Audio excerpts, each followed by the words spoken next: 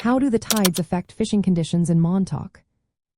Have you ever wondered how the tides can change your fishing experience in Montauk? Tides are not just a natural phenomenon, they play a vital role in fishing conditions. Understanding how they work can make your fishing trip much more successful. The tidal cycle alternates between high and low tides, and this affects water depth and currents.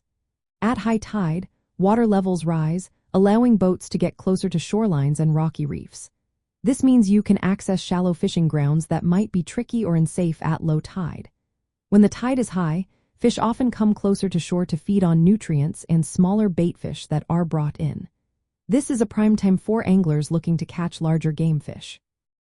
On the other hand, low tide reveals underwater structures like rocks and sandbars. These features can concentrate fish in deeper channels or pools. While fishing during low tide, you may find that certain species gather in these deeper areas.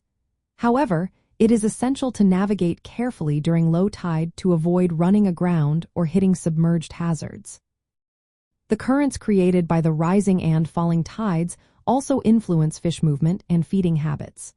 Stronger currents usually occur near the peak of the tidal change. These currents stir up the seabed, distributing food and prompting fish to become more active.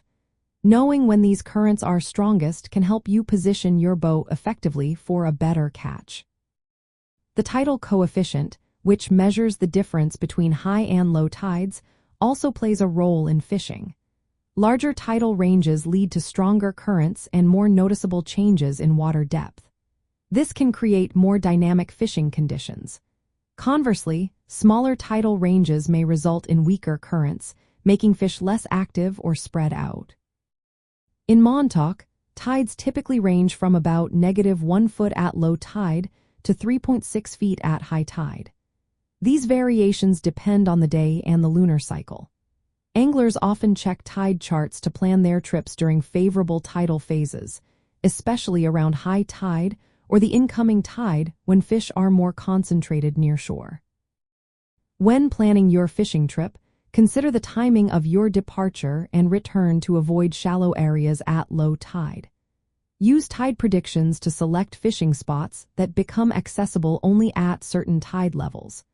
Understanding how tidal currents affect boat handling and anchoring can also enhance your fishing experience. In summary, tides in Montauk significantly influence fishing by changing water depth, fish locations, and feeding behavior. By aligning your fishing plans with the tidal cycle, you can maximize both safety and your chances of a successful catch.